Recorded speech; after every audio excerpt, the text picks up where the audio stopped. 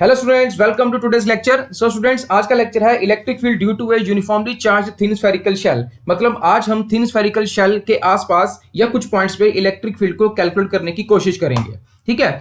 लेकिन स्टूडेंट्स, जो आज हमारे पास सबसे बड़ी जो प्रॉब्लम है वो ये है कि शेल को इमेजिन करना बड़ा मुश्किल है। मतलब शेल को अंदर से देखना बड़ा मुश्किल है। अब इसलिए मैंने क्या किया है कि जो एक स्फेरिकल शेल है मैंने उसको काट के आपको दिखाया है दो हिस्सों में। तो जैसे आप इस वक्त स्क्रीन पे जो देख रहे हो वो है एक स्फेरिकल शेल जो कि बीच में काटा हुआ है। अब शेल का मतलब आप ये समझो कि शेल अंदर से पूरा खाली होता है। तो क्योंकि आज हम स्फेरिकल शेल में डील कर रहे हैं इसलिए अब दिमाग में आपने अपनी स्फेरिकल शेल ही रखना है, लेकिन दिखेगा कुछ ऐसा। कुछ कुछ जगहों पर मैं हेमिस्फेरिकल शेल का इस्तेमाल करूंगा, वो सिर्फ इसलिए ताकि इमेजिनेशन हो सके, ठीक है। लेकिन बात किसकी करेंगे? स्फेरिकल शेल की। अब एक रियल लाइफ एग्जांपल भी मैंने ली है। देखो, जैसे मेरे पास ये एक शेल है। बेसिकली ये हेमिस्फेरिकल दो शेल हैं, तो दो जब शेल आपस में जोड़ोगे तो वो स्फेरिकल शेल बन जाएगा। अब इनको आप चार्ज दो तो हमारे पास जो आज शेल की हम बात कर रहे हैं वो स्फेरिकल शेल पूरे का पूरा यूनिफॉर्मली चार्ज है, ठीक है। हम उस पर इलेक्ट्रिक फील्ड देखने की कोशिश करेंगे।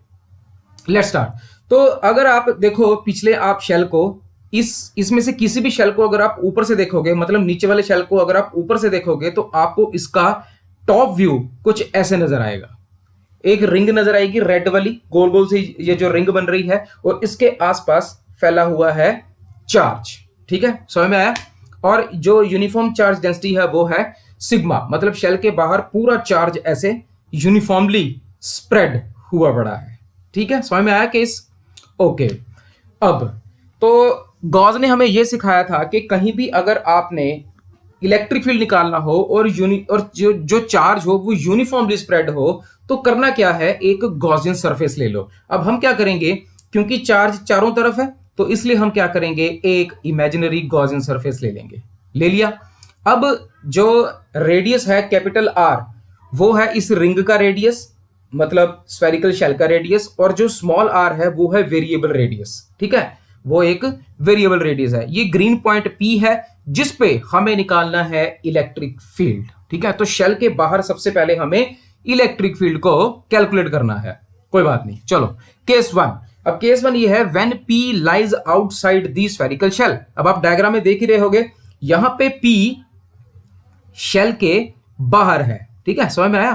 तो अभी मैं यहां पे एक पेन ले लेता हूं। ओके, अब charge enclosed by Gaussian surface. तो गॉसियन सरफेस ने कितना चार्ज इंक्लोज किया हुआ है? चार्ज होता है surface charge density into area, तो एरिया हो गया 4 पाई आर स्क्वायर, ठीक है, समझ में आया। फ्लक्स थ्रू गॉसियन सरफेस कितनी निकल रही है? फ्लक्स होता है इलेक्ट्रिक फील्ड इनटू एरिया, तो एरिया हो गया 4 pi R square. Let it be equation number 1। लेकिन गॉस थ्योरम ये कहती है कि total flux is charge enclose upon epsilon naught, which is equation number 2। Now equate 1 and 2, you will get electric field is equal to k cube by r square. This result is valid for any small r greater than capital R। मतलब बाहर इस P point पे आपको कितना electric field मिलेगा? k cube by r square. तो ये था पहला केस। मतलब अगर किसी स्फेरिकल शेल के बाहर आप इलेक्ट्रिक फील्ड निकालोगे तो आपको आंसर मिलेगा k cube by small r square. इतना इलेक्ट्रिक फील्ड होता है। अब यहां पे एक बड़ा इंपॉर्टेंट रिजल्ट सामने आता है। वो क्या?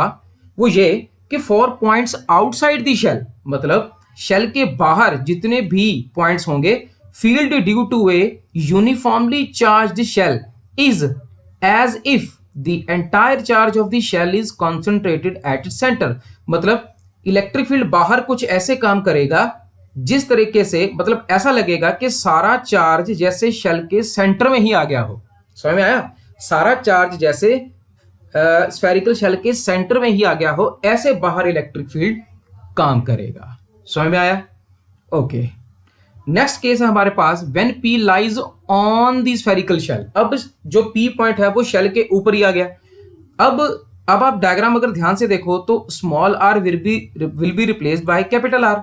इसका मतलब जो चार्ज इंक्लोज होगा वो कितना होगा? 4 pi capital R square into sigma, पिछली बार की तरह। एंड फ्लक्स कितनी बाहर आएगी? Electric field into area. अब एरिया है कैपिटल आर वाला तो 4 pi capital R square. Gauss theorem क्या कहती है? वही phi is equal to Q upon epsilon naught. Equating 1 and 2 and putting the value of Q. आप यहाँ पे जब आप 1 और 2 को इक्वेट करोगे, क्यू की वैल्यू भी पुट कर देना, आपको मिलेगा electric field is equal to sigma upon epsilon naught. Actually पिछली बार जितनी ही वैल्यू नजर आएगी, तो चाहे आप सिग्मा अपॉन एप्सिलॉन नॉट ले लो, चाहे के क्यू बाई आर स्क्वायर ले लो, बात एक ही है, लेकिन यहां पे होगा R is equal to capital R, बस इतना ही फर्क है। ठीक है, समझ में आया। अब जो केस है हमारे पास वो ये है कि अगर P को हम अंदर ले आए, मतलब ये देखो P को अंदर ले आए तो जो गॉसियन सरफेस है वो तो पॉइंट पे ही बनेगा, तो अब गॉसियन सरफेस बनेगा अंदर वाली साइड, तो ये रहा R, अब स्मॉल r छोटा हो गया क्योंकि वो तो अंदर आ गया, और इस P पॉइंट पे हमको क्या निकालना है, इलेक्ट्रिक फील्ड। तो केस है when P lies inside the spherical shell, पहले P पॉइंट बाहर था, फिर P पॉइंट सरफेस पे आ गया, अब P पॉइंट अंदर आ गया, इसलिए हमने जो गॉसियन सरफेस है वो अंदर की तरफ ले लिया। ठीक है, समझ में आया। अब इसको कैसे कैलकुलेट करें, बड़ा आसान है। तो this is case 3 when P lies inside the shell. अब डायग्राम बड़े ध्यान से देखना, क्योंकि गॉसियन सरफेस अंदर है, चार्ज बाहर है, तो चार्ज एंक्लोज मेरे पास कितना होगा, 0, क्योंकि चार्ज तो बाहर है। गॉसियन सरफेस ने कोई भी चार्ज इंक्लोज नहीं किया, चार्ज बाहर रह गया, गॉसियन सरफेस अंदर आ गया। तो अगर फ्लक्स बाहर आती है तो कितनी फ्लक्स बाहर आएगी, मतलब बाहर के बाहर कितनी फ्लक्स जाएगी, phi is equal to electric field into area, equation number 1। लेकिन गॉस थ्योरम कहती है phi is equal to charge enclose upon epsilon naught. अब इक्वेटिंग 1 और 2, जैसे आप 1 और 2 को इक्वेट करोगे तो ये बनेगा electric field into area is equal to 0। 0 क्यों, क्योंकि Q अपॉन एप्सिलॉन नॉट 0 है, क्योंकि Q 0 है, चार्ज इंक्लोज 0 है। तो अगर E इंटू 4πr² 0 है तो इलेक्ट्रिक फील्ड भी 0 होगा। ये रिजल्ट वैलिड है for any small r less than r। यहां पे बड़ा इंपॉर्टेंट रिजल्ट सामने आता है, वो क्या, hence electric field due to uniformly charge spherical shell is 0 at all points inside the shell. मतलब अगर कोई स्फेरिकल शेल है जिसके आसपास चार्ज यूनिफॉर्मली स्प्रेड है, उसके अंदर इलेक्ट्रिक फील्ड 0 होता है, शेल के अंदर इलेक्ट्रिक फील्ड नहीं होता। समझ में आया। अब ये देखो, ये बन गई हमारी रिंग, बाहर है चार्ज, अंदर है गॉसियन सरफेस, और ये इसके रेडियस हो गए। तो यहां कोई पूछे कितना इलेक्ट्रिक फील्ड है भाई, तो आप क्या कहोगे, इलेक्ट्रिक फील्ड इज 0। सेम वही, तो याद रखना स्फेरिकल शेल के अंदर कभी भी इलेक्ट्रिक फील्ड नहीं होता।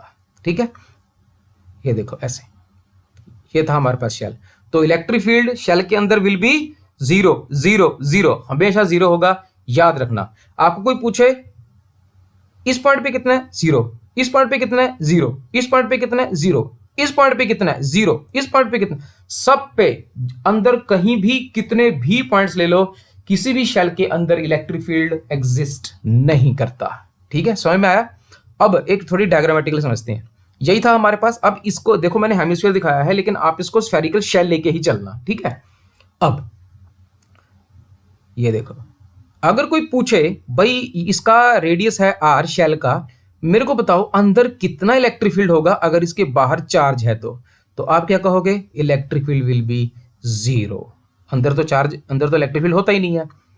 अच्छा, अगर कोई पूछे इस पॉइंट पे, जो पॉइंट r है, उस पे कितना इलेक्ट्रिक फील्ड होगा फिर, तो आप कहोगे जी यहां पे इलेक्ट्रिक फील्ड होता है KQ बाय कैपिटल R²। अच्छा, अगर कोई पूछे भाई मैं बाहर देखना चाहता हूं, आप कहोगे कितना बाहर, कुछ r रेडियस या r डिस्टेंस बाहर, तो यहां पे इलेक्ट्रिक फील्ड होगा KQ बाय स्मॉल r²। समझ में आया। अंदर 0, सरफेस पे KQ बाय R², जितना रेडियस है, और बाहर जितना डिस्टेंस है उतना KQ बाय R²। तो ये थी आज की डेरिवेशन। आई होप आपको डेरिवेशन इंटरेस्टिंग भी लगी होगी और समझ में भी आई होगी।